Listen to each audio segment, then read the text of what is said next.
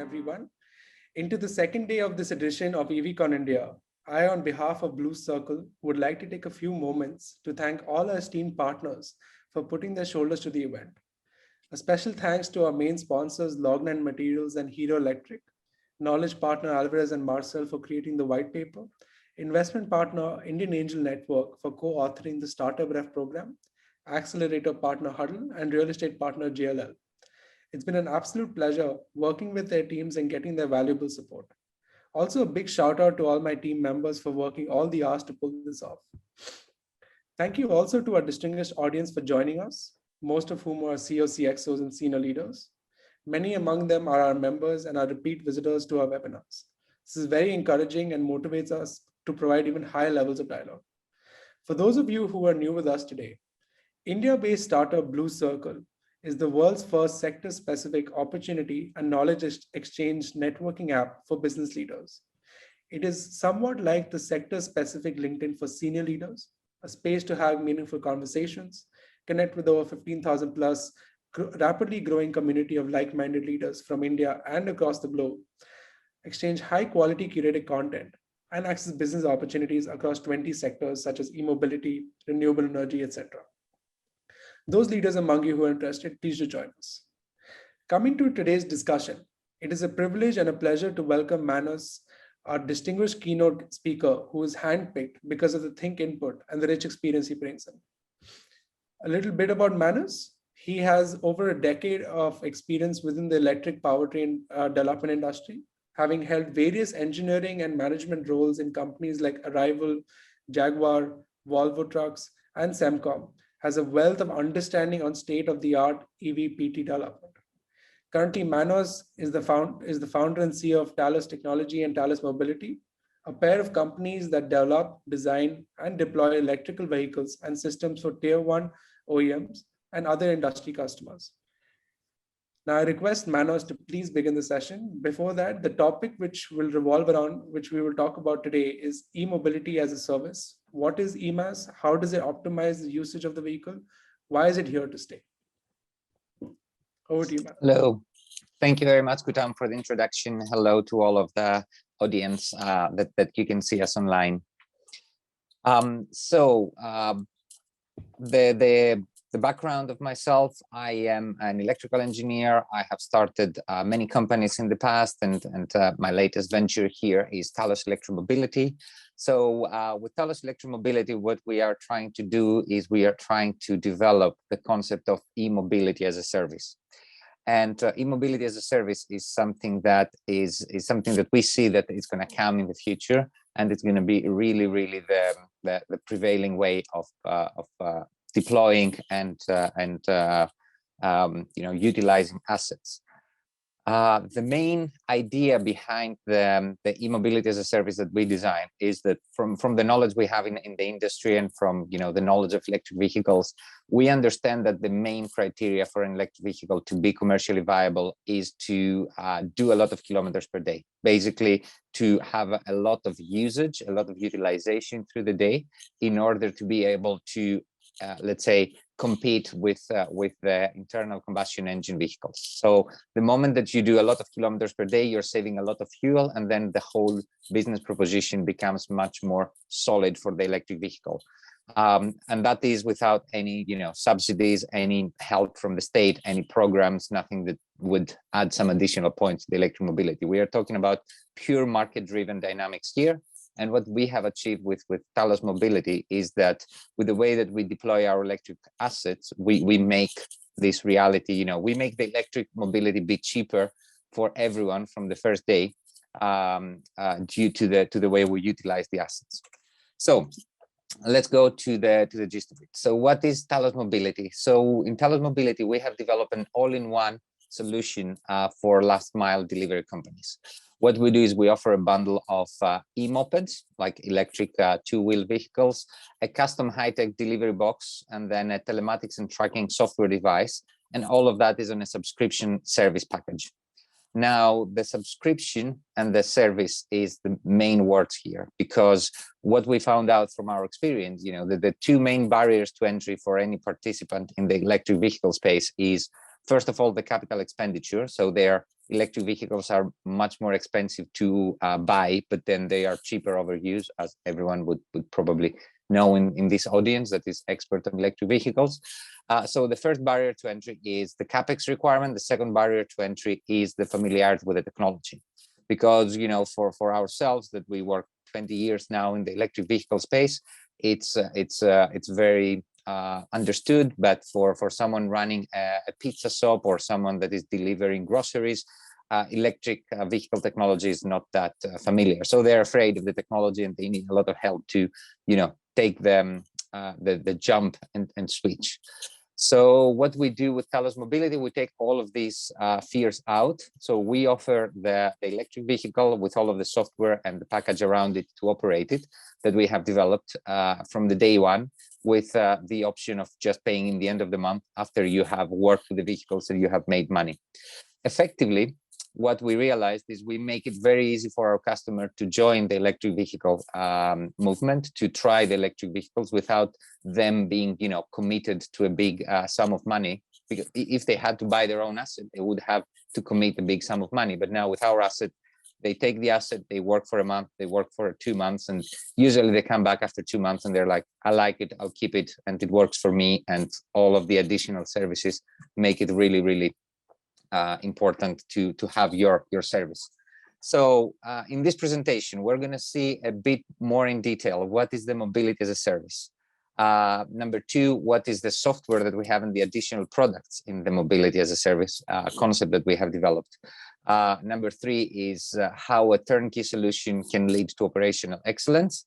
And then in the last slide, we're going to see how we can guarantee the results, how we can measure the results, and how we can actually, we can confirm to our customer that what we promised is there and we have delivered. And we do that with solid data from all of the systems we're using. So let's see a little bit how the development of the last mile micromobility market has been historically. Now, what I'll show you here are data for Europe, but I'm pretty sure that in India or in Asia, the situation that is going to develop is going to be pretty similar, because all of these are global trends. So on this axis here, we have time, and we have like the flexibility around the asset ownership. And then we have the software focus of the asset, because what we realize is that the software nature of the electric vehicle products is what drives all of this business concept forward. So initially, 20, 30 years ago, there was the purchase of the of the vehicle that you would do the last mile delivery. So if someone was doing last mile delivery, like a pizza place wanted to deliver pizzas, they would just go out and buy an asset directly from a manufacturer. I don't know, 50cc bike or 125cc bike or something similar. So it would be an asset purchase, like I give the money, one-off cash transaction, no support after the sales. Usually you should go to your own mechanic, you should go to your own persons to fix it and repair it. And you, as the owner of the, let's say, restaurant that delivers pizzas, you had to have the expertise in-house to organize, to repair the vehicle, to fix it, to have a mechanic to do all of the maintenance and stuff. So everything was more or less like, you take it, you own it, it's your problem. Then about 10 to 15 years ago, the leasing products started to become much more prevalent. So you could have like a financial product that effectively would finance your asset. You still had to pay a big down payment, so you still have a big commitment. So you commit one big down payment from your own money, and then you're committed for the remaining life of the asset, which is again, a big commitment. You have monthly installments, which is a bit better than just buying it off the whole vehicle in cash. But again, the operational risk is with the customer, with the guy that delivers the pizzas. You don't get any additional software updates. You don't get any incentive for utilizing the bike. There's no incentive from the companies that sells the bikes for good utilization of the bikes. And the last one, the model that we are developing right now and where we believe is the future, is the mobility as a service. So the mobility as a service is a model that you pay per kilometer or per hour or per day that you have the asset. And that means that you have a great flexibility, to work with different assets, to work with more assets. If your business expands, you can have very, very quickly a lot of new bikes to put into the delivery service. If your business is facing headwinds, you can just remove some bikes from the fleet, because effectively all of this, let's say, market fluctuation is absorbed by us, that we have the fleet and we have multiple customers to hedge that risk of. We are including in the price the service and insurance, so that product is also there in the total price. You don't have to put a down payment, and you don't have to commit for a long period of time. The operational risk, so the asset being in well maintained with all of the servicing and brakes and tires and everything, is with us, that we are the professionals doing the fleet management, and we are adding additional software constantly. What does this mean is that since we offer this model as a service and it's a recurring profit for us, we do have the resources to develop all the time new software and new functionalities. So effectively, you buy an asset today and you get additional value from that asset every month, every 2 months, every time we do our software release. So you get additional value in the lifetime of the operation with the same asset, something that was not possible before. And that's why we say that the software drives the mobility as a service movement, because if you have software and you offer software with your product, in order for you to develop the software and improve it, you need to have a revenue stream. In order to have a revenue stream, you need a subscription type service. So all of these things are connected together. So what happens now? As I mentioned before, software as a service drives the mobility as a service. So when you have like the intersection of software and hardware, basically the software is driving your business concept towards a subscription service, which is good for everyone in the industry. It's good for the customers, because they get new features, they get new upgrades, they get new value out of their product. And it is good for us as a company, because we have a stable recurrent revenue stream, which allows us to plan and deliver more and more features as we go. We can adapt and update the functions to the changing nature of the job.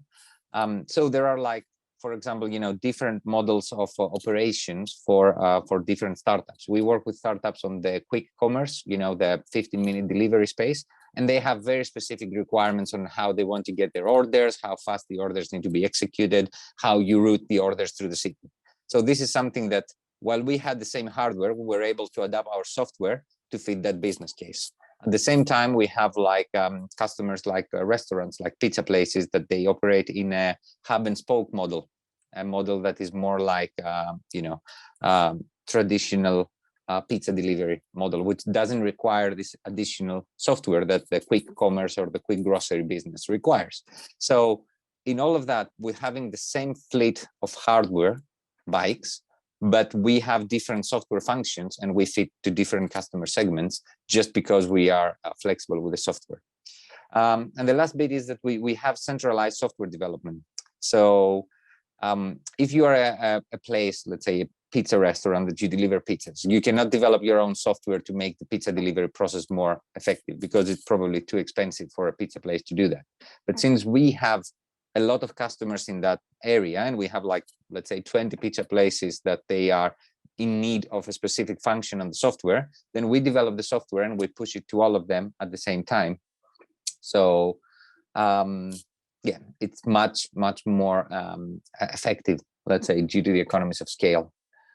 Now, the turnkey solution is another bit of the offering that we do, and it's part of our strategy again. So what we want to do with the turnkey solution is we want to let the customers, our customers, focus to their core expertise.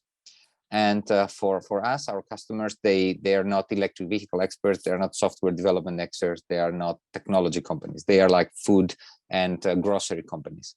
So they are focusing on their bid, and then everything related to the hardware and software of the delivery business, it's part of our offering. That, again, it's very efficient, because we maximize the fleet potential for our fleet, and our customers, they operate with optimized assets from the day one. They don't have to scale their fleet to get the optimization benefits, because we have scaled the fleet for 20 different businesses. So all in all, it's a win-win scenario. it requires from the two parties to have trust to each other and work openly to develop new software and new features. But as long as you are open-minded and you understand the needs and the changing nature of the business, then everything works really, really good. And now how the results are done and they are measured, since we do have the IoT device, the delivery box that we have integrated, telematics and software and all of our functions, we are able to measure all of the operations. First of all, our policy is that we operate 100% electric vehicles. So we have our own service stations for the electric vehicles. We have our service procedures for these electric vehicles, and everything that works in our fleet is an electric vehicle. We are measuring all of the kilometers that they are doing. We provide full reports through our systems to our customers about how much time they spend for each order, how much time they spend stopped, what kind of battery levels they have, how fast they charge, average kilometers per day, and so on and so on. And what we can see from the data is that we have a total cost of ownership reduction of somewhere between 20 to 30% overall for our customers, compared to the previous solution they had, which was an IC engine. Now with the current prices, with petrol being about, I don't know, 2 euros, 2.2 euros per liter, it's probably a bit more, the total cost of ownership.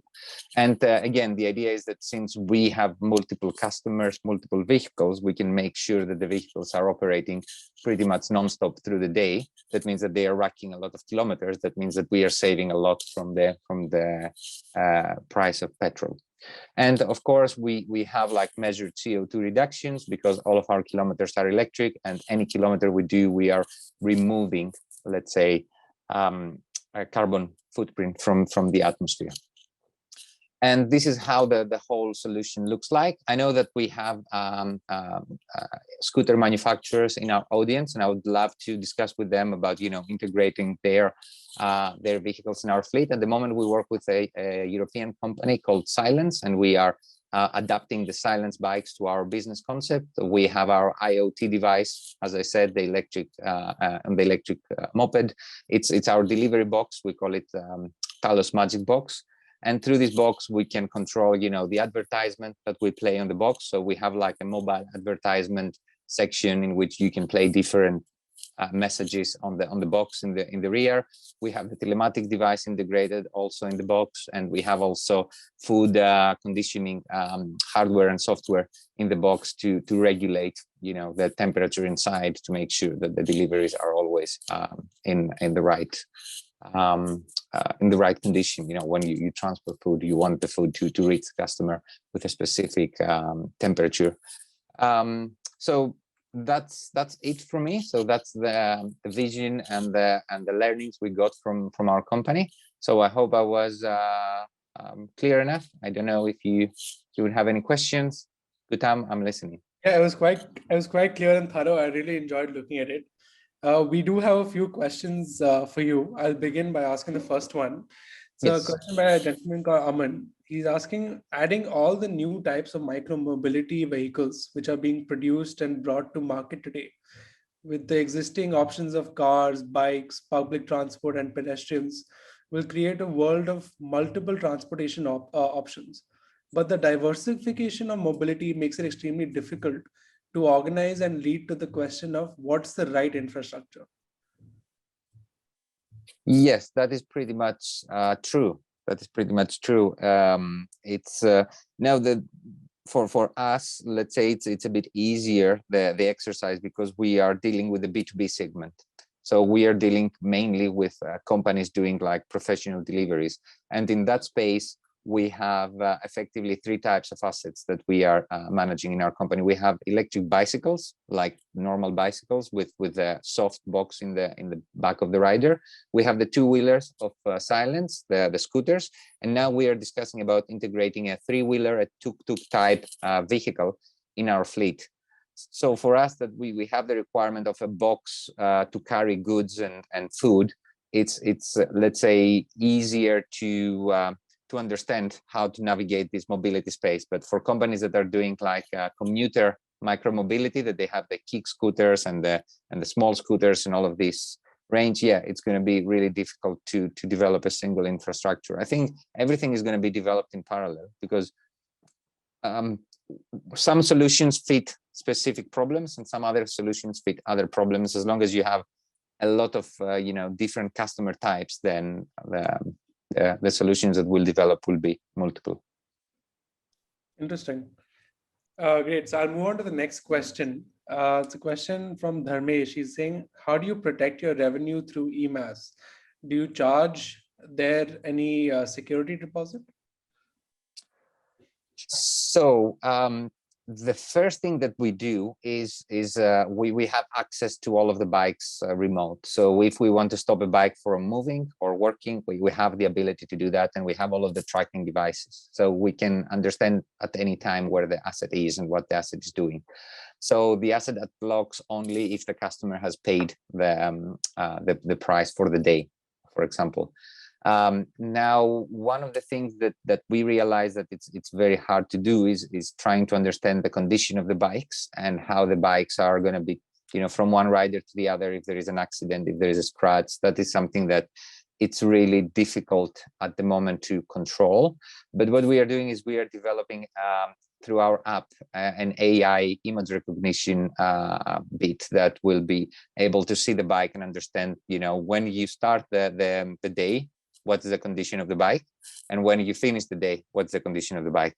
For really big events, let's say crashes and stuff, we do have the telematics that they can pick up the crash. So if something crashes, we get a notification and an SMS due to accelerometer values. So that's quite easy. We do have insurance for big crashes. So all in all, I think it's a matter of just educating the users on how to properly treat an asset. On top of that, in our app, and it can be seen here in the picture that I have, there is a driving rating score that we have. So according to how the driver is driving around the cities of the roads of the city, they get a score.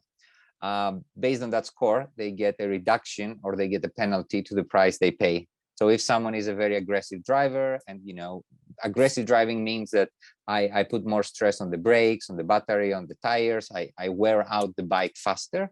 So we charge these customers an extra amount per kilometer. If someone is driving very, very nice and conservative, let's say without aggressiveness, then we are giving them a better price. So this is kind of a reward or punishment mechanism we have through the app to make sure that people respect the bikes. And so far, after they understand that, I can make more money going slower because I pay less money, then most of the people are using that, and we are quite good on protecting the assets like that. Thank you. So I just want to come back to you very briefly spoke about insurance, and this is a person in the chat section actually asked, who is responsible for the insurance of the EVs in EMAS, in a model like EMAS? So we have an umbrella insurance policy with the bike. So the bikes come with their own insurance, and it's a comprehensive insurance. But what we do have is when you set up your profile, we need a picture of your driving license to verify that the rider has the legal right to ride the bicycle. And we have the requirement that the driver needs to be above 21 years old. So when we get the license, we would check that these two conditions are fine, and then your account is activated. And then it's basically the insurance stays with the bike, not with the rider. If another rider gets the bike, as long as he has a driving license and he's above 20 years old, then it works. I don't know if there is a different legal system in India, to be honest, but this works in Greece and in the UK, that we are building the business at the moment. Thank you. So there's another question which I want to ask, but before that, I just want to set as to what you've already said. You said that users can, as in your customers, can be either punished or can be rewarded, right? So there's a question which has come that how can we make new mobility options more attractive for EMAS? So apart from this as being one of the options, what else would you suggest? One of the things that I would say that we get from our customers is that there are multiple stakeholders in this business. So one is, for example, the rider that needs to choose to ride an electric vehicle, and then is the business that they need to choose to pay for an electric vehicle. For the business side, as I said, we made it very easy for businesses to get into the mobility space.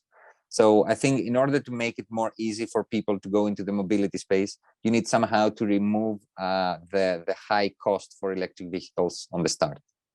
At least, while they are trying the technology, you need to give them the opportunity to understand that this thing works without them having to take the leap of faith to pay a big amount of money to buy the assets, only to then find out if it works or not. Because I think that's the biggest fear for most of our customers.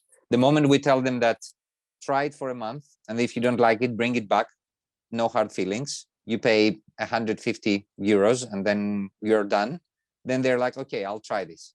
And that's like the big enabler that we found for mobility. So helping them with the cost is the first and most important.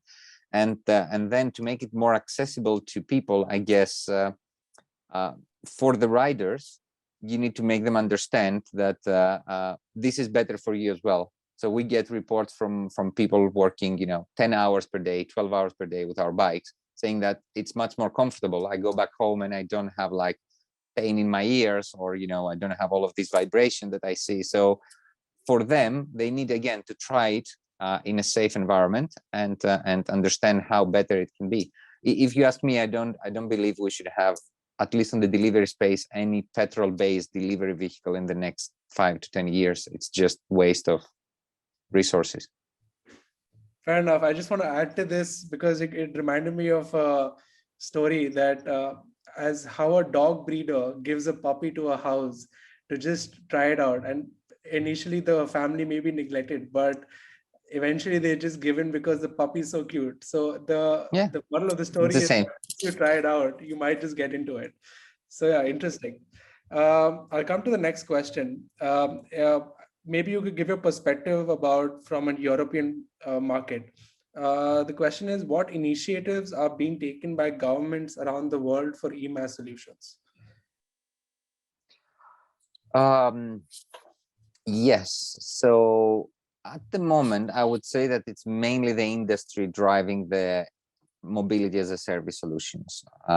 One of the things that happens with governments and regulators is that they are usually lagging behind the industry by some years. What happens, for example, now, and I can talk about my home country, is that if you remember in the presentation here, the 3 phases of development of the market, they want to incentivize the use of electric vehicles, which is great. It's a very correct thing to do. But what they do is they try to incentivize it here on the leasing or the purchasing of the asset. So at the moment, mainly the schemes that they are around, at least European countries, they are like, they're giving an incentive, let's say 20% reduction on the price of the electric bike when you buy it.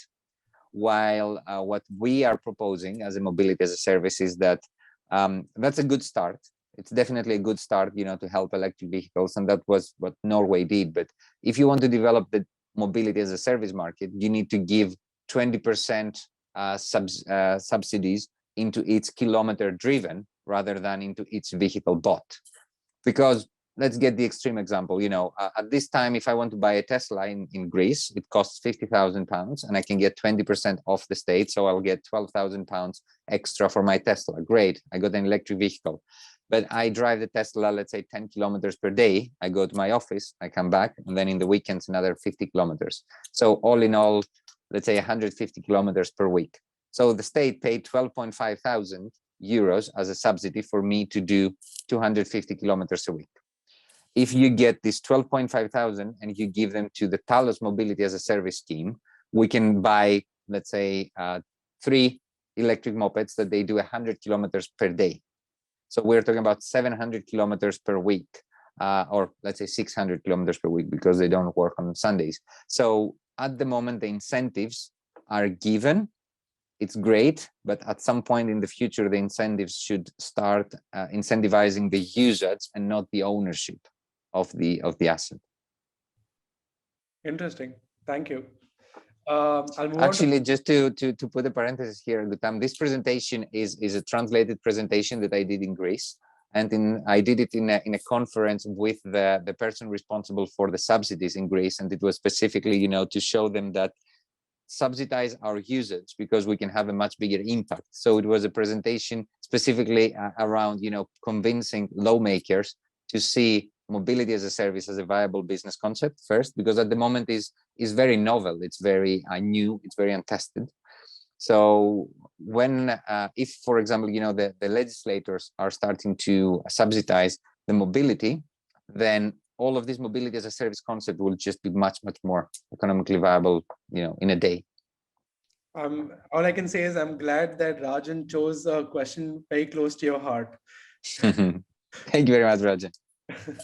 So I'll just move on to the last one. The question is from Ashwarya. She's saying, for public multi-model EMAS, how will this SaaS work? For public multimodal EMAS, yes. So if we're talking again about B2C, business to consumer, multimodal mobility as a service, it works already with companies like Lime, like Tier, like you know, this Bird, this kind of micro mobility company. So this model is quite advanced at the moment for B2C. For B2B, as we discussed, it's a different discussion. So I would say that you know, for business to business, it's much easier to do this mobility as a service, to do this SaaS concept. For B2C, it could be, you know, new features like it should be more, let's say, more soft features for B2C. So for example, in the B2B space, we deliver software as a service for calculating, let's say, the best route to do the delivery. But something like that wouldn't be really valuable for the commuter service. So the commuter service could have like other functions, like, I don't know, sharing in Instagram that you could have as a service, and you pay 10p more and you get this unlocked, or, you know, this kind of gamification type services that they could do. I don't know, to be honest. I'm focused on the B2B segment for the moment. So the B2C, it's better for someone on that space to answer. I feel B2C also is still in the nascent stages. B2B is more the one which is actually driving this industry. So maybe few years down the few years down the lane, we probably might see more options, more viable options for B2C. Could be, yeah. Great. So on this very note, thank you very much for an insightful and engaging session. It was a privilege to hear you, Manos, and our guest and I have been hooked until the end and have taken home several nuggets. And also thank you to our leaders in the audience for joining us and for staying till the end and for always sharing excellent questions. Thank you very much, everyone, from my end. It's been an honor talking with you. And if you need anything, you know, just find me on LinkedIn and then chat to me. I will be glad to discuss further with any of you. Done. Thank you so much. Thank you. Bye-bye.